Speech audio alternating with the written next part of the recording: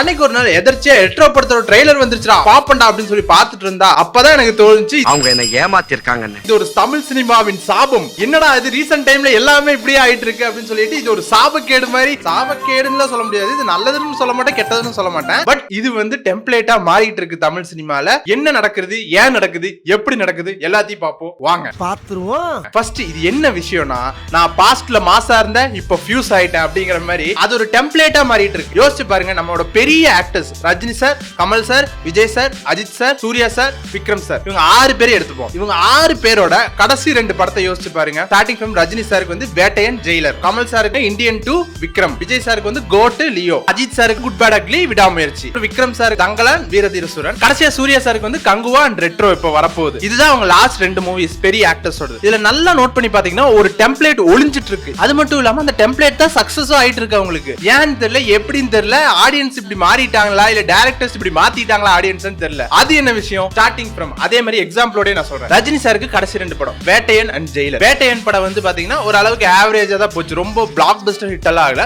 Jailer படம் பாத்தீங்கன்னா வேற லெவல் ஹிட், பயங்கரமான ஹிட் ஆச்சு. அந்த 2 படத்துக்குள்ள டிஃபரன்ஸ் என்னன்னு பாத்தீங்கன்னா, வேட்டையன் வந்து ஒரு டிஃபரண்டான என்கவுண்டர் தப்புன்னு சொல்லக்கூடிய ஒரு நார்மல் மெசேஜ் சொல்ற மூவி. ஜெயிலர் வந்து பாத்தீங்கன்னா ஒரு டெம்ப்ளேட் குள்ள அடங்கின மூவி, ஒரு பாஷா டைப்பான மூவி. பாஸ்ட்ல அப்படியே பயங்கரமான ஜெயிலரா இருந்தவர் இப்ப வந்து தாத்தாவை ஜாலியா ஃபேமிலி லைஃப் வாழ்ந்துட்டு இருக்கும்போது அவர் ஃபேமிலிக்கு பிரச்சனை வரும்போது நான் யாருன்னு காட்டுறேன்டா, பாஸ்ட்ல நான் எப்படி இருந்தேன் தெரியுமா அப்படின்னு சொல்லிட்டு பயங்கரமா எழுந்து நிக்கிற கேரக்டராக பண்ணிருப்பாரு நம்ம ரஜினி சார். வந்து இது வந்து ஒரு பாஷா டைப்பான டெம்ப்ளேட் தான். ஓகே, ரஜினி சாருக்கு இப்படியா? கமல் சாருக்கு பாத்தீங்கன்னா இந்தியன் 2 விக்ரம். இந்தியன் 2 பாத்தீங்கன்னா ஆஸ் யூசுவல் அது ஒரு நார்மல் கமர்ஷியல் மூவி. விக்ரம் படத்தை பாத்தீங்கன்னா அதுலயே அதே மாதிரி விக்ரம் ஏஜென்ட் விக்ரமா இருந்தவர் பாஸ்ட்ல வந்து பயங்கரமா இது பண்ணிட்டு இருந்தாரு. அதுக்கப்புறம் ஃபேமிலியா அவர் பையன் கூட நல்லபடியா வாழ்ந்துட்டு இருக்கிறப்போ அவர் பையனை போட்டு தள்ளிடுறாங்க. திருப்பி அவர் வந்து பழைய ஏஜென்ட் விக்ரமா மாறுறாரு. அதுதான் ஸ்டோரி. அடுத்து விஜய் சாருக்கு கடைசி 2 படம் கோட் அண்ட் லியோ. கோட் படத்தை பாத்தீங்கன்னா உங்களுக்கே தெரியும், அது ஒரு நார்மல் கமர்ஷியல் மூவி. ரெண்டாவது லியோ. லியோ பாத்தீங்கன்னா உங்களுக்கே தெரியும், ஆப்வியஸா வேர்ல்ட் ஃபேமஸ். பாஸ்ட்ல வந்து பாத்தீங்கன்னா லியோவை பயங்கரமா மாஸ் பண்ணிட்டு வேணாம்னு சொல்லிட்டு அது ஒரு ரிலேஷனுக்காக விட்டுட்டு திருப்பி பார்த்திபனா நல்லபடியா வாழ்ந்துட்டு இருக்கிறப்போ திருப்பி அவர் ஃபேமிலிக்கு ஒரு பிரச்சனை வருது. அப்போ வந்து லியோவா மாறுறாரு. திருப்பி போய் அவர் எல்லாத்தையும் போட்டு தள்ளுறாரு. அதுதான் அதேதான் நார்மல் அதே பாஷா டெம்ப்ளேட் தான். ஓகே, விஜய் சாருக்கு முடிஞ்சா அடுத்து அஜித் சாருக்கு விடாமுயற்சி. அது ஒரு பயங்கரமான கண்டென்ட் ஓரியன்டட் ஃபிலிம். அதுக்கப்புறம் 2வது படம் பாத்தீங்கன்னா Good Bad Ugly. Good Bad Ugly பத்தி உங்களுக்கே தெரியும், அவர் நார்மல் கேங்ஸ்டரா இருப்பாரு, ஒரு பயங்கரமான ஏகே ரெட் டிராகனா இருப்பாரு.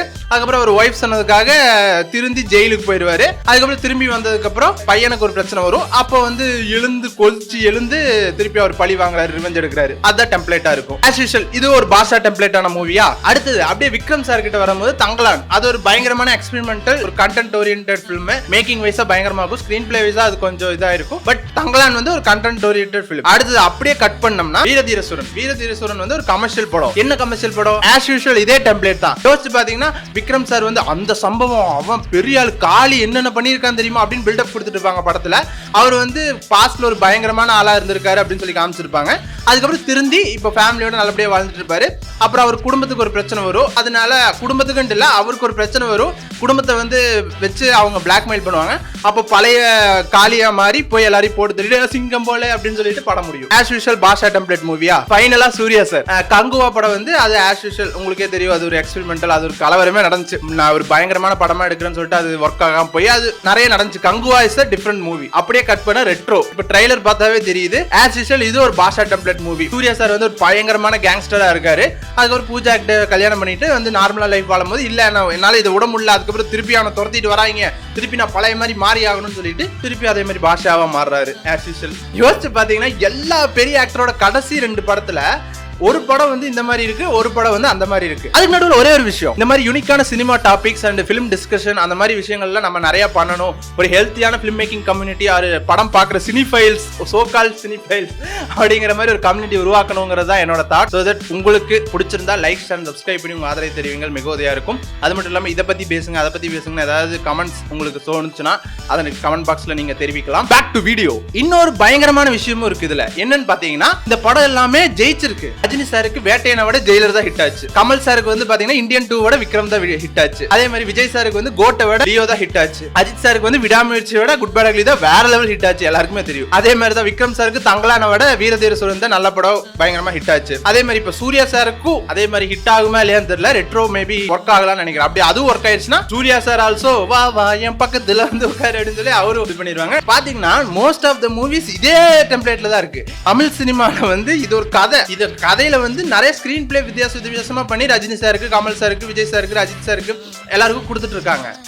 யோசிச்சு பாத்தீங்கன்னா கோர் கதை வந்து ஒண்ணுதான். ஜெயிலரா இருக்கிறவர் பயங்கரமான ஜெயிலரா இருந்தாரு, ஃபேமிலி லைஃப்குள்ள போனாரு, திருப்பி மாறினாரு. ஏஜென்ட்டா இருந்தவர் பயங்கரமான ஏஜென்ட்டா இருந்தாரு, ஃபேமிலி லைஃப்குள்ள போனாரு, திருப்பி ஏஜென்ட்டா மாறினாரு. லியோ கேங்ஸ்டரா இருந்தவன் திருப்பி ஃபேமிலி லைஃப்குள்ள போனா அவனுக்கு பிரச்சனை வருது, திருப்பி இதா மாறுறான். அந்த மாதிரி எல்லா படத்துக்கும் ஒரே கதை தான். ஸ்கிரீன் பிளே மாத்தி மாத்தி மாத்தி நம்ம கிட்ட வித்துட்டு இருக்காங்க. இப்ப நான் என்ன சொல்ல வரேன்னா, ரஜினி சார் வந்து வேட்டையன் ஒரு நல்ல படம் தான். அது ஒரு சில ஃபிளாஸ் இருந்தாலும் அது ஒரு நல்ல படம். வேட்டையன் படத்துக்கு சப்போர்ட் பண்ணாங்களா? இல்ல. லியோ படம் தான். விஜய் சாருக்கு வந்து அது எதுவும் சொல்ல முடியாது, ஏன்னா லியோ தான் பயங்கரமான படம். கோட் வந்து ரெஃபரன்ஸ் வச்சு தான் ஓட்டி இருப்பாங்க. அதே மாதிரி தான் குட் பேட் அக்லிலயும் பாத்தீங்கன்னா ரெஃபரன்ஸ் வச்சு தான் ஓட்டி இருப்பாங்க. அதே மாதிரி பில்டப் ஓவரா இருக்கும், அதுல ஸ்டோரி பெருசா எதுவுமே இருக்காது. ஆனா விடாமுயற்சி பாத்தீங்கன்னா பயங்கரமா இருக்கும். நம்ம அதை ஜெயிக்க வச்சோமா? இல்ல. விடாமுயற்சியை வந்து அது வந்து ஓகே, அதுலயும் ஃபிளாஸ் இருக்கும், விடாமுயற்சிலேயே ஃபிளாஸ் இருக்கும். பட் குட் பேட் அக்லியா விடாமுயற்சின்னு பாத்தீங்கன்னா ஆப்வியஸா விடாமுயற்சி தான் வந்து நல்ல படம் ஹிட்டான படம். நான் சொல்ல நல்ல படம். ஆனா நம்ம ஹிட் ஆக்குனது குட் பேட் அக்லியா. கமல் சாருக்கு பாத்தீங்கன்னா இந்தியன் 2 அது ஓகே, அதை நான் பத்தி பேச விரும்பல. விக்ரம் வந்து ஹிட் ஆக்குனது நல்லதுதான். ஆனா விக்ரமும் பாத்தீங்கன்னா செகண்ட் ஹாஃப் ஃபுல்லா வந்து பெருசா ஸ்டோரி மூவ் ஆகுது. ஆக்ஷன் செட் பீசஸ் வச்சு தான் மூவ் பண்ணிருப்பாங்க. கடைசியில ரோலெக்ஸ் கொடுத்தோன்னே எல்லாரும் குஷி ஆயிட்டாங்க. நம்ம ஆடியன்ஸாவே இதுக்கு ட்ரெயின் ஆயிட்டு இருக்கோமா அப்படிங்கிற ஒரு சந்தேகம், ஒரு கேள்வி எனக்கு வந்துட்டு இருக்கு. இந்த மாதிரி படம் வரது நல்லது, இந்த மாதிரி படம் வந்தா கெட்டது அப்படின்லாம் நான் சொல்லல. ஃபைனலா இது வந்து நம்ம ஆடியன்ஸ் மைண்டை வந்து இப்படியே ட்ரெயின் பண்ணிட்டு இருந்தாங்கன்னா நமக்கு இந்த மாதிரி படங்கள் மட்டும்தான் வந்துட்டு இருக்கும். ஒரே ஸ்டோரியை ஸ்கிரீன் பிளே மாத்தி ஆப்பத்தை தூக்கி முன்னாடி போடு, இட்லியை தூக்கி பின்னாடி போடு அப்படிங்கிற மாதிரி அந்த ஒரே ஒரு விஷயத்தை மட்டும்தான் வச்சு ஓடிட்டு இருக்கிற மாதிரி எனக்கு தோணுது. சோ தட் இதை நான் சொல்லணும்னு ஆசைப்பட்டேன். இது நல்லதா கெட்டதான்னு தெரியல, எத்தனை பேர் இதை நோட் பண்ணீங்கன்னு தெரியல. இந்த மாதிரி யூனிக்கான சினிமா டாபிக்ஸ் அண்ட் டிஸ்கஷன்ஸ் வந்து நம்ம சேனல்ல நடக்கும். அதுக்காக சப்ஸ்கிரைப் பண்ணி வச்சுங்க, லைக் பண்ணிக்கங்க. மறக்காம உங்களுக்கு ஏதாவது தாட்ஸ் இருந்துச்சுன்னா அதை கமெண்ட்ஸ்ல சொல்லுங்க. நல்லதா இருந்தாலும் சரி, கெட்டதா இருந்தாலும் சரி, திருத்திப்போம். தேங்க்யூ. அண்ட் ஒரு ஹெல்த்தியான கம்யூனிட்டியை பில்ட் பண்ணுவோம். பாய்.